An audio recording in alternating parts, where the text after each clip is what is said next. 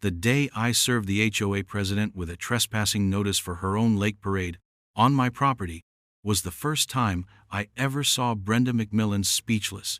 She tried to fine me $5,000 for using the lake. So I bought the lake. And now she owes me $1.8 million. Yeah, it escalated. Drop a comment and tell me where you're watching from. And buckle in, because this is how a pontoon power trip turned into the biggest backfire of her life. My name is Mark, and until a few years ago, I considered myself semi-retired. I'd done well in real estate development, specialized in tricky acquisitions, and revitalizing undervalued properties. Nothing grand like skyscrapers, more like breathing life back into forgotten commercial strips or overlooked land parcels. It taught me patience, the importance of meticulous research, and that 9 times out of 10, the devil or the angel is in the details of a dusty deed or an obscure zoning bylaw. We moved to the Serenity Lakes community for just that. Serenity. A beautiful, man-made lake was the centerpiece, fringed by pleasant homes. My wife Clara and I had bought a small, comfortable house with modest lake frontage, just enough for our little electric pontoon boat, the Wanderer. It wasn't flashy, more practical, perfect for quiet evenings watching the sunset or teaching our grandkids how to fish for perch. For 2 glorious years, that's exactly what we did. The HOA, presided over by a woman named Brenda McMillan, seemed benign enough, mostly concerned with lawn maintenance and acceptable shades of beige for mailboxes. Little did I know, Brenda was biding her time, cultivating her little fiefdom with the focused intensity of a queen bee protecting her hive. The incident that kicked it all off happened on a flawless Saturday in late July. The sky was a brilliant, cloudless blue, the water shimmered, and a gentle breeze kept the heat pleasant. Clara was visiting her sister, so I decided to take the Wanderer out for a solo spin, maybe drop a line, enjoy the quiet. I'd been out for maybe an hour, drifting lazily near the center of the lake, lost in thought, when another pontoon, significantly larger and gaudier than mine, all gleaming chrome and ostentatious faux leather seating, pulled alongside with an aggressive swish of its oversized motor. At the helm was Brenda McMillan herself, resplendent in a violently patterned caftan, oversized sunglasses that probably cost more than my first car, and a tight, disapproving frown that seemed to be her default expression when dealing with lesser mortals. Flanking her were 2 other women I recognized vaguely from HOA meetings, both looking like understudies in self-importance. Mr. Thompson, isn't it? Brenda's voice cut across the tranquil air, sharp and laced with something I couldn't quite place then, but now recognize as smug condescension. I smiled politely. Yes, Brenda, lovely day, isn't it? She ignored the pleasantry.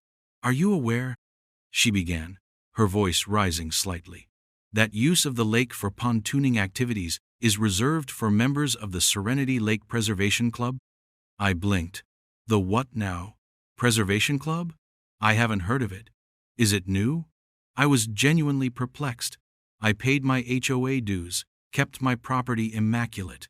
What club was this? Brenda let out a sigh that suggested I was an impossibly dense child. It's for dedicated residents who contribute to the lake's well-being, she said, eyeing my modest boat, as if it were actively polluting the water by its mere presence. And membership ensures priority access for recreational use like this. Her hand waved dismissively towards my boat. This is the first I'm hearing of any such restriction or club, Brenda, I stated calmly. The lake has always been open to all residents, as per the community bylaws I read when we moved in. Her lips thinned. Things change, Mr. Thompson. Updates are made. Perhaps you missed the memo. She gave a saccharine smile that didn't reach her eyes, then gunned her engine. I'd suggest you return to shore. We wouldn't want any misunderstandings. With that, her gleaming barge powered away, leaving a wake that rocked the Wanderer more than a little. I was more confused and irritated than worried. A new club? Restricted access? It sounded utterly preposterous. I knew our HOA covenants. There was nothing in there about a preservation club having exclusive pontoon rights. I shrugged it off as, Brenda being Brenda, a bit officious. a bit full of herself. I stayed out for another half hour, enjoying the peace she'd temporarily shattered, then headed home, resolving to check the latest HOA newsletter just in case I had missed something, unlikely as it seemed. The following Tuesday, the other shoe dropped. It arrived via certified mail, an official-looking envelope from the Serenity Lakes Homeowners Association, Enforcement Division, which sounded far more ominous than our sleepy little HOA office usually did. Inside, on heavy cream-colored paper embossed with the HOA logo, was a violation notice. It stated, in cold, impersonal terms, that I, Mark Thompson, had violated Section 7, subsection B, paragraph 3, of the Serenity Lake Usage Regulations by operating an unpermitted watercraft in a designated club activity zone. The fine? $5,000. Payable within 30 days. My jaw literally dropped. $5,000? For what? And what club activity zone? The entire lake? I scanned the notice again. Section 7, subsection B, paragraph 3. I pulled out my copy of the HOA covenants, conditions, restrictions, the CC/Rs, the legal backbone of the community. I'd read them cover to cover before buying. There was no Section 7, subsection B, paragraph 3 concerning lake usage that resembled anything remotely like what was described. There was a general section on lake upkeep and shared amenities, but nothing about exclusive clubs or $1,000 fines for using your own damn boat. The notice mentioned an attached addendum with the full updated regulations. This addendum was a freshly printed, flimsy piece of paper, not bearing any resemblance to the official CC/R document format. It detailed these new Preservation Club rules, signed at the bottom by Brenda McMillan, president, and countersigned by Harold Jenkins, treasurer, a nervous little man known more for his prize-winning petunias than his financial acumen. There was no date of adoption, no record of a community vote, nothing that indicated this was a legitimate amendment to our governing documents. It was, quite frankly, a sham. Clara was aghast when I showed her. $5,000? For going out on our boat? Mark, this is insane.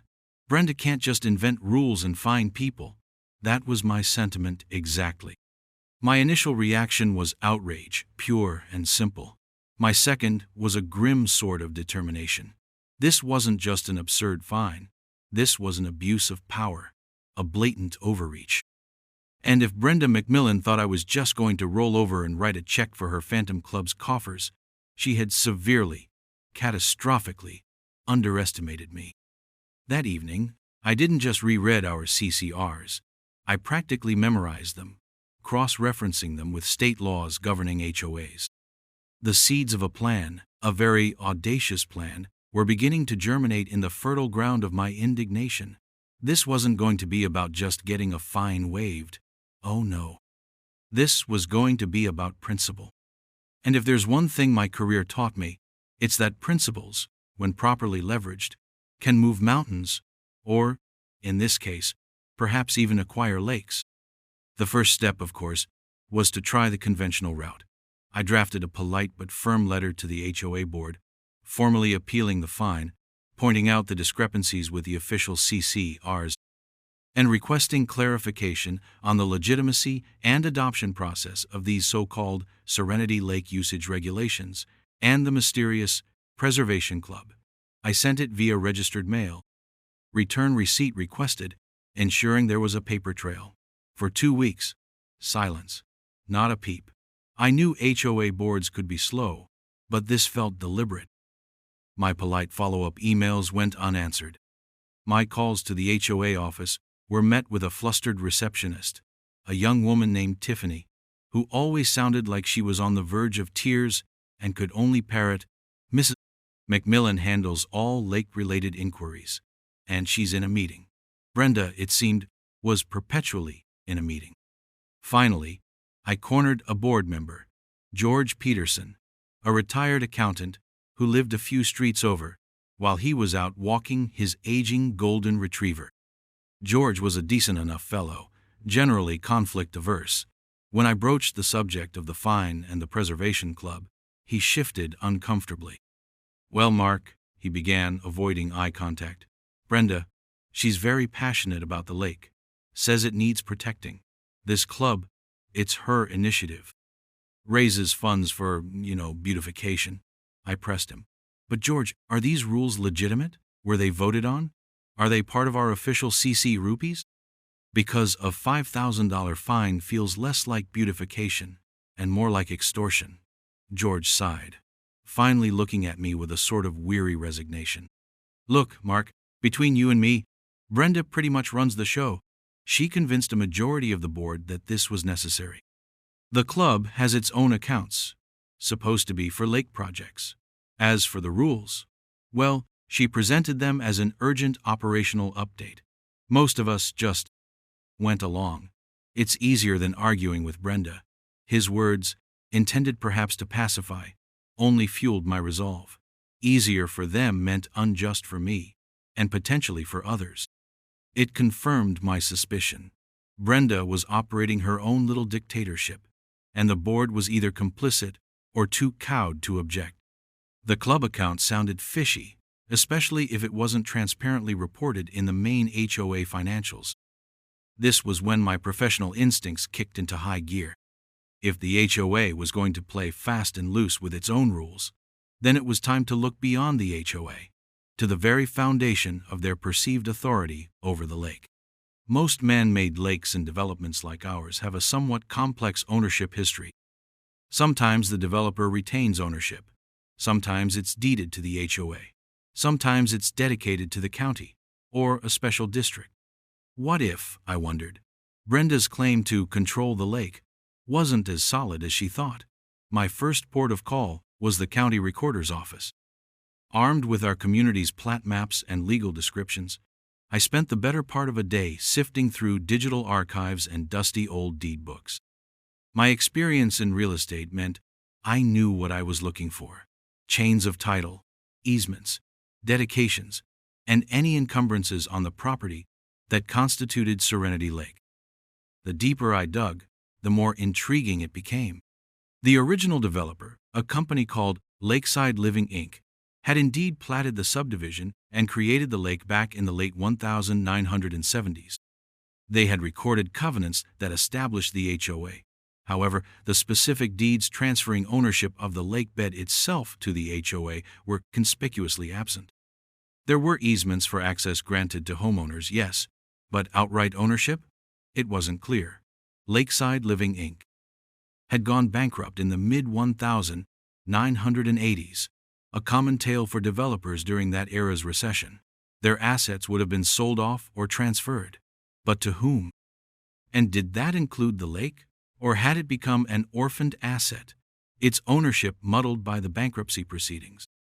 I expanded my search to state corporate records and bankruptcy archives. It was like untangling a gigantic bowl of spaghetti, but I was tenacious. After several more days of research, including cross-referencing old tax records, I found a trail. It turned out that Lakeside Living Inc., in its dying throes, had transferred a portfolio of its lesser-performing or unclear title assets to a holding trust, a fairly common practice to quickly liquidate what they could and package the rest for later, hopefully more detailed, disposition. This Serenity Lake Holdings Trust was established, seemed to have paid minimal property taxes on a vaguely described parcel that corresponded to the lake for a few years, and then went dormant. The original trustees were long deceased. It was effectively a forgotten entity, a ghost in the legal machine. My heart began to beat a little faster. Could it be that this major amenity, the jewel of our community, the very thing Brenda McMillan was wielding like a royal scepter, was actually owned by a defunct trust that nobody, including the HOA, even knew existed? This discovery was like a shot of adrenaline. The next step was to discreetly find out if this trust, or any potential heirs or administrators of it, could even be located, and if so, what their understanding of their asset was. I engaged a specialist probate and property research firm, people I'd worked with before who were experts in navigating these kinds of legal labyrinths. I told them I was interested in potentially acquiring a distressed water body asset, and gave them the trust details. I also spoke to a few older residents, the original homeowners from the late 70s and early 80s. One delightful old lady, Mrs. Henderson, who remembered when the community was first built, recalled, "Oh, the lake. Back then, it was just there, open to everyone." That nice young man from the developer, Mr. Carmichael, he used to say it was for all of us to enjoy. No clubs, no nonsense. This Brenda person, she's changed things. Her words echoed my growing conviction. The Serenity Lake Preservation Club, I suspected, was a complete fabrication, a tool for Brenda to consolidate power and, quite possibly, funds. If she was collecting dues for this club, where was that money going? Were there separate books? The HOA financials I received annually were somewhat opaque about specific lake expenditures beyond basic shoreline maintenance, which was already covered by general dues. The thought that Brenda might be running an off-the-books slush fund disguised as a preservation initiative made my blood boil, but I pushed that aside for now. First, ownership. It was all about ownership. A week later, the research firm called back. They'd managed to trace the descendants of the last known active trustee. These descendants lived several states away and were vaguely aware they were beneficiaries of some old family trust with bits and pieces of land somewhere, but had no idea it included a whole lake in our community.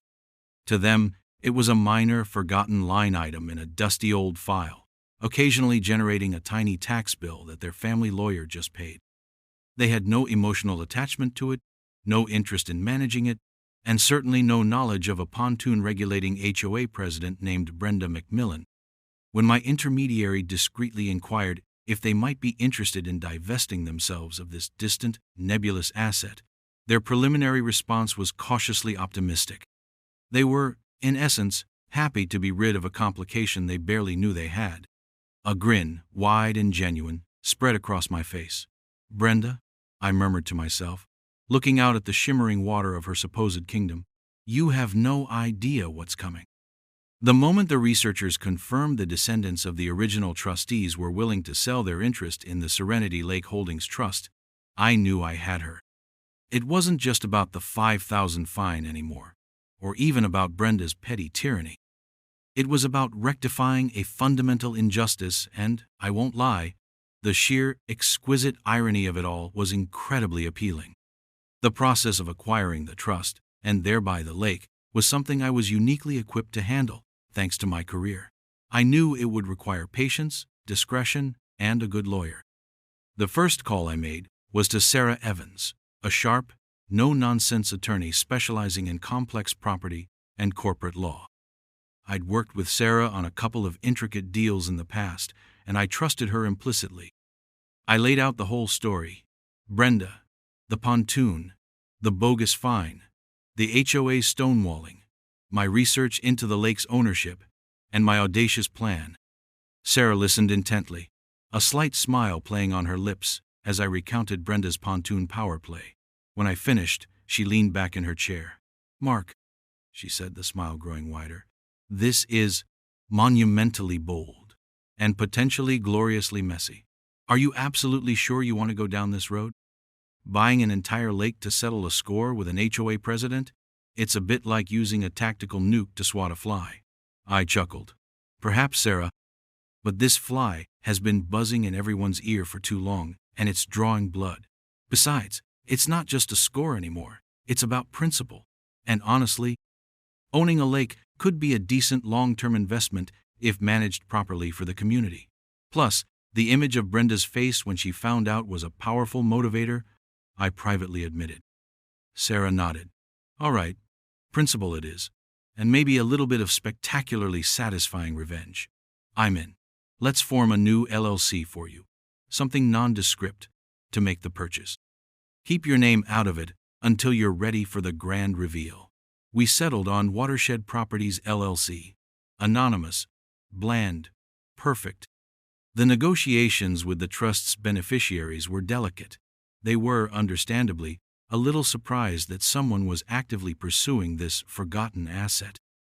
Sarah handled the initial discussions, framing it as a routine acquisition of undeveloped land by an investment group.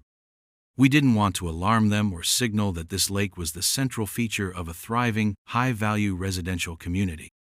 The last thing I needed was for them to suddenly realize they were sitting on a gold mine and jack up the price. Fortunately, their primary interest was a quick, clean sale to rid themselves of a minor administrative burden. We commissioned a formal survey and title search for Watershed Properties LLC, which confirmed my research. The trust unequivocally held title to the lakebed and certain riparian rights, unencumbered by any specific grant of ownership to the Serenity Lakes HOA beyond general access easements for residents to reach the shoreline. The HOA had, it appeared, simply assumed control over something they never actually owned, likely because no one ever questioned it. After a few weeks of back and forth, we agreed on a price. It was substantial. Of course, lakes don't come cheap, even forgotten ones, but well within my means, and frankly, a bargain considering its strategic value in this unfolding drama and its potential as a responsibly managed community asset.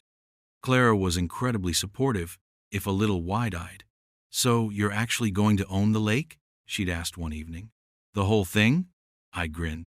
"The whole darn puddle, sweetheart." She just shook her head, a mixture of amusement and admiration in her eyes. "Brenda McMillan is going to have a conniption." That, I thought, was putting it mildly.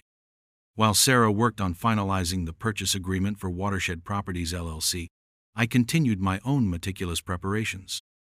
First, I formally paid the $5,000 fine under protest.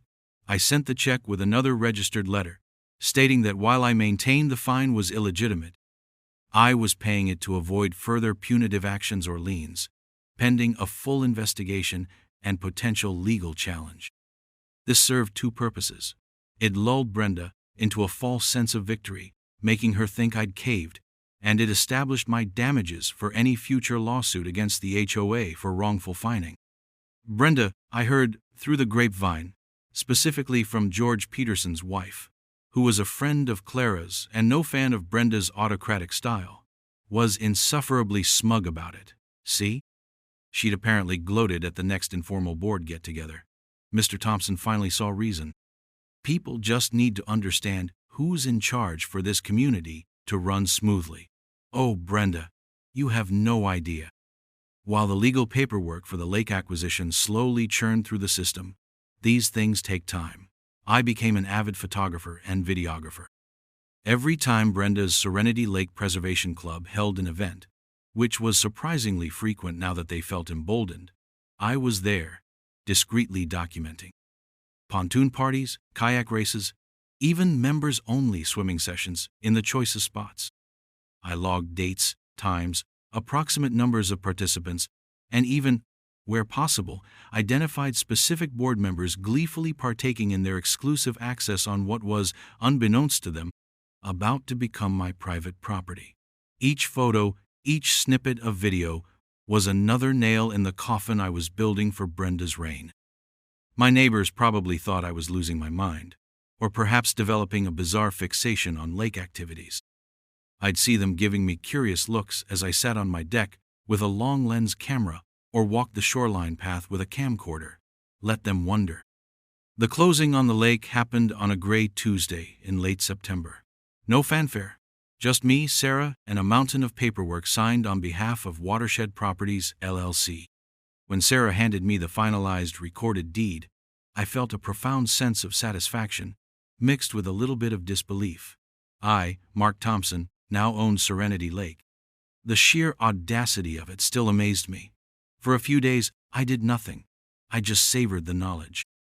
I'd walk down to my little dock, look out over my water, and a slow smile would spread across my face. Brenda and her cronies were still operating under the blissful delusion that this was their personal playground. Their Fall Colors Pontoon Parade was scheduled for the first Saturday in October. Perfect. I had Sarah draft the formal notices, trespass warnings, demand letters, invoices. We calculated a reasonable daily access fee for unauthorized recreational use of a private lake, based on comparable private lake club memberships and commercial boat rental rates in the region. Then we multiplied that by the number of boats, the number of individuals, and the documented number of days they'd been using my lake since Watershed Properties LLC officially took title. The figures were significant. We didn't just target the HOA as an entity. We also prepared individual notices for Brenda McMillan and every board member I documented, actively participating in these club activities on my property. Their personal liability would be a beautiful little cherry on top. The stage was set, the trap was baited, and Brenda McMillan was about to sail her gaudy pontoon straight into it. The first Saturday in October dawned crisp and beautiful, perfect autumn weather for Brenda's Fall Colors Pontoon Parade. From my deck, I watched the preparations unfold. Various boats, festooned with garish plastic gourds and rustling sheaves of artificial autumn leaves, began to gather near the community boat ramp. Brenda's flagship pontoon, the Empress, was, of course, the most ostentatiously decorated, with a large Serenity Lake Preservation Club, members only, banner draped proudly across its side. She was holding court on deck, wearing a truly hideous orange and brown sequin sweater, directing the lesser boats into formation with imperious waves of her hand. Little did she know, Sarah Evans, armed with a sheaf of legally binding documents and a process server, was already en route, instructed to arrive precisely at the moment the parade was in full, glorious swing. I had my long lens camera ready, not just for evidence, but for the sheer historical significance of the moment. Around 2 p.m., as the Empress and its flotilla of about 15 other boats bobbed merrily in the middle of what was now unequivocally my lake, Sarah and the process server, a stern-looking fellow named Mr. Ribberford Davies, arrived at the HOA community clubhouse, where Brenda often held her impromptu court when not on the water. They requested to speak with her. Tiffany, the receptionist, predictably flustered, informed them Mrs. McMillan was indisposed, presiding over a very important lake event. Sarah, with a polite smile, informed Tiffany that their business was directly related to that very important lake event and concerned the lake itself. Reluctantly, Tiffany radioed Brenda. I can only imagine Brenda's irritation at being interrupted. Through my binoculars, I saw Brenda snatch up her marine radio, listen for a moment, her expression turning from regal command to annoyed impatience. She barked a short reply, then handed the radio to one of her flunkies. A few minutes later, a small runabout detached from the parade and sped towards the shore, returning shortly with Brenda, looking thoroughly put out. She stormed into the clubhouse where Sarah and Mr. Davies were waiting. According to Sarah's later recounting, which she delivered with considerable professional relish, Brenda swept in demanding, "All right, what is so critically important that it requires interrupting the Fall Colors Parade?" I trust this is brief. Sarah, calm and collected, introduced herself as counsel for Watershed Properties LLC, the legal owners of Serenity Lake. Brenda blinked.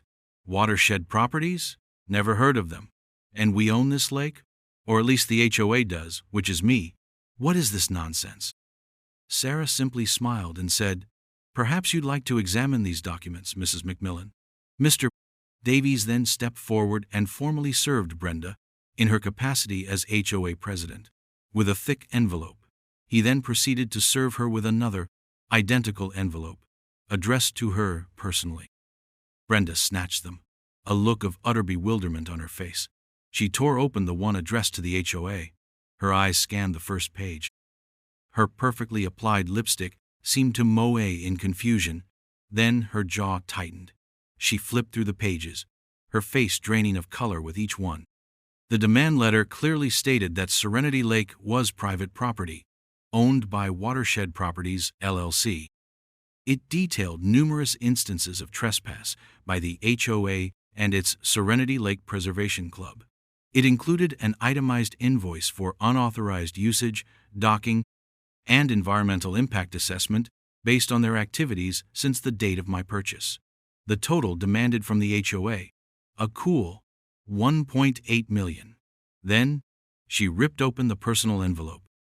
Her face, already pale, went ashen. The personal notice detailed her specific trespasses, her role in organizing the unauthorized events, and held her personally liable for a significant portion, citing her direct instigation and clear knowledge, particularly since she was the one who told me about the club. Her individual invoice was for $250, citing gross negligence and abuse of her position. Witnesses in the small clubhouse lobby later reported that Brenda swayed slightly and had to grip the reception counter for support. This is outrageous," she finally stammered. "A mistake. It has to be a mistake. This is our lake," Sarah replied coolly. "I assure you, Mrs. McMillan, there is no mistake. Watershed Properties LLC holds clear title, duly recorded with the county. Perhaps you'd like your attorney to review the enclosed deed and title report?" Brenda just stared, speechless, the documents trembling in her hand. Similar envelopes were simultaneously being delivered by courier to the homes of the other board members who'd been such enthusiastic club participants. The Fall Colors Pontoon Parade, I noted with grim satisfaction from my vantage point, had suddenly lost all its festive momentum. Boats were drifting aimlessly as news, or at least confused whispers, began to spread. The trap had been sprung. The queen bee was buzzing, but her stinger was nowhere to be found. Instead, she'd flown directly into a very large, very expensive, and entirely legally constructed spiderweb. And I, Mark Thompson, owner of Watershed Properties LLC, was the spider, patiently waiting. The fallout was immediate and chaotic. Brenda McMillan, I was told, spent the rest of that Saturday alternately screeching into her phone at the HOA's bewildered attorney, a man named Arthur Jenkins, no relation to the petunia-loving Harold, thankfully, though perhaps just as spineless, and then descending into stunned, furious silence. The other board members who received their own personal trespass notices and invoices, ranging from 50, 0 to 100, 0, depending on their level of participation in the club's activities on my newly acquired property, reacted with varying degrees of panic, disbelief, and outrage. Suddenly, blind loyalty to Brenda wasn't looking so appealing. An emergency HOA board meeting was called for Sunday evening. It was, by all accounts from my sources, Mrs. Henderson had a surprisingly effective intelligence network among the longer-term, less Brenda-infatuated residents, an absolute circus. Brenda, apparently having regained some of her bluster, tried to paint Watershed Properties LLC as some predatory outside corporation trying to extort the community. She insisted the claims were baseless, that the HOA had historic rights to the lake, whatever that meant. "They can't do this to us," she reportedly thundered. "We will fight this. This is Serenity Lakes. We are Serenity Lake." Harold Jenkins, the treasurer, who had also received a hefty personal invoice, looked like he was about to faint. His prized petunias were likely the last thing on his mind. George Peterson, the accountant board member I'd spoken to earlier, actually spoke up, his voice trembling slightly but firm. "Brenda, with all due respect, these documents look very official. They include a copy of a recorded deed. Did our attorney review this deed? Do we in fact own the lake?" The HOA attorney, Arthur Jenkins, had by then done a quick, panicked title search himself over the weekend. He arrived at the emergency meeting looking pale and harried. His report to the board was grim. Watershed Properties LLC, he confirmed, did indeed appear to hold clear, legally recorded title to Serenity Lake. The HOA's claims to ownership were based on, as he put it, long-standing assumption rather than explicit conveyance. There was no specific deed transferring the lakebed to the HOA. Their deed owed directors and officers, insurance carrier, when he'd made a panicked preliminary inquiry, had already started asking uncomfortable questions about due diligence and potential misrepresentation of authority, especially concerning the Serenity Lake Preservation Club and its unaudited finances. The air in the room, I imagine, grew very cold. The board members who had happily rubber-stamped Brenda's club and its rules were now staring at personal financial ruin. Brenda, faced with the undeniable legal facts presented by her own attorney, finally seemed to deflate. Her rage gave way to a sort of bewildered sputtering. The idea that someone else, some faceless LLC, now owned her lake, was simply inconceivable to her. Sarah, representing Watershed Properties LLC, attended the next official HOA meeting, held a week later, to which all residents were invited, and news of the fiasco had spread like wildfire. So, attendance was at an all-time high. She didn't reveal my identity as the owner yet. She calmly laid out the facts, presented copies of the deed, the survey, and a timeline of documented trespass.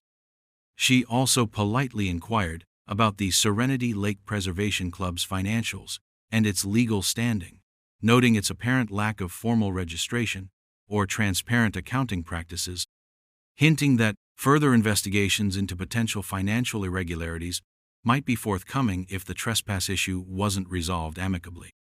This was a carefully crafted implication, designed to ramp up the pressure, especially on Brenda.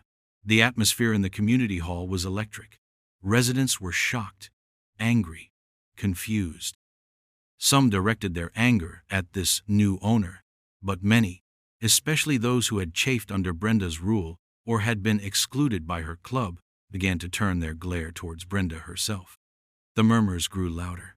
She told us the club was official. Where did all that club money go? She fined people based on rules for a lake we didn't even own? Brenda tried to defend herself, but her arguments were weak, her voice shrill. The edifice of her power was crumbling before her very eyes, on public display. Her enablers on the board were silent, trying to make themselves as small as possible. It was a masterclass in public implosion. The negotiations, when they finally began in earnest a few days later, were less of a negotiation and more of a carefully managed surrender on the HOA's part. Their lawyer, Arthur, knew they were caught between a rock and a very expensive hard place. Litigation would be ruinously costly and, in his professional opinion, almost certainly unsuccessful. The HOA's DO insurance was unlikely to cover damages arising from such a clear case of operating outside their authority, especially if there was evidence of willful misconduct or gross negligence in how the Preservation Club was managed. Brenda's personal exposure was immense. My demands, delivered through Sarah, were firm but, I believed, ultimately fair given the circumstances. First, immediate cessation of all unauthorized activities on Serenity Lake by the HOA or its affiliates. Second, dissolution of the Serenity Lake Preservation Club and a full independent audit of its finances, with any misappropriated funds to be returned or accounted for. Third, a formal public apology from the HOA board to all residents for the misrepresentation of lake ownership and the imposition of illegitimate rules and fines. Fourth, a substantial payment to Watershed Properties LLC for the documented trespass. I wasn't actually trying to bankrupt the HOA. That wouldn't serve anyone in the long run. The $1.8 million figure had been an opening gambit, designed to get their absolute, undivided attention. My real goal was reform and restitution. We eventually settled on a figure that was still significant, enough to sting and to fund what I had planned next, but manageable for the HOA through a special assessment that they would have to levy, a painful reminder to everyone about the cost of unchecked power.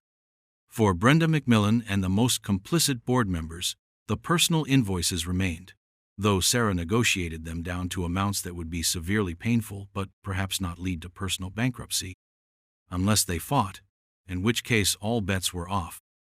Brenda, facing potential further investigation into the club's finances and massive personal liability, ended up paying a very substantial five-figure sum out of her own pocket. It was a fraction of the initial demand, but, I knew, a devastating blow to her finances and ego. The grand reveal of my ownership came during a community meeting convened to discuss the settlement. After Sarah outlined the terms, she paused and said, "And now, the principal of Watershed Properties LLC, who is, in fact, one of your own neighbors, would like to say a few words." All eyes scanned the room. I stood up.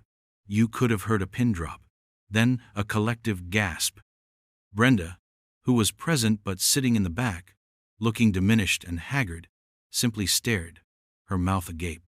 I explained my motivations, the unjust fine, the principle of the matter, but also my desire to see the lake become a true community asset, managed transparently and fairly. I announced the formation of the Serenity Lake Community Trust, to which a significant portion of the HOA settlement payment, along with Brenda's personal contribution, would be directed. This trust, I explained, would oversee the lake's maintenance, ecological health, and equitable access for all residents of Serenity Lakes. I, through Watershed Properties LLC, would retain ownership of the lakebed, but would grant a long-term, low-cost lease to the community trust. I would serve as an initial trustee to get it established, alongside other reputable residents who were not part of the old guard. Access wouldn't be free.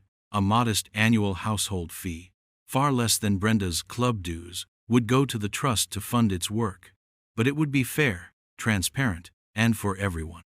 The relief in the room was palpable. The anger at the HOA's incompetence slowly began to be replaced by a tentative hope. Brenda McMillan resigned as HOA president effective immediately, her reign over. Most of her board followed suit shortly thereafter. A new, interim board was quickly formed, comprised of residents eager for transparency and reform. The aftermath was, in many ways, more satisfying than the confrontation itself. The independent audit of the Serenity Lake Preservation Club revealed sloppy bookkeeping and funds used for social events that primarily benefited Brenda and her inner circle, rather than actual lake preservation. While not overtly criminal, it was enough to permanently tarnish her reputation. She and her husband sold their house and moved away within 6 months, unable to bear the disgrace and the cool disdain of their former subjects. The Serenity Lake Community Trust flourished. With proper funding and engaged community members on its board, we implemented sensible rules for lake usage, focused on safety, enjoyment, and genuine ecological preservation. We organized community cleanup days, invested in fish stocking programs, and improved the public access points. The lake became a unifying feature of the community, not a divisive one.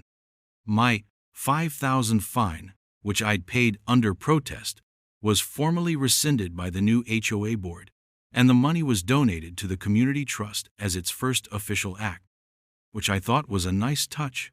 Clara and I still take the Wanderer out on Serenity Lake. It's more peaceful now, in every sense of the word.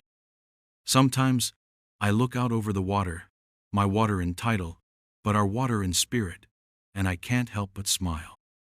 It was a long, strange, and expensive journey from that initial ridiculous fine to owning a lake. But every step, every bit of research, every tense negotiation, was worth it to dismantle a petty tyranny and restore a bit of fairness and sanity to our little corner of the world. So, what's the craziest HOA story you've ever heard or experienced? I bet it's hard to top this one. Thanks for watching QA Stories, folks. Hit that like button if you enjoyed this slice of suburban justice, subscribe for more, and don't forget to ring that notification bell so you don't miss the next tale of when quiet and unassuming decides enough is enough.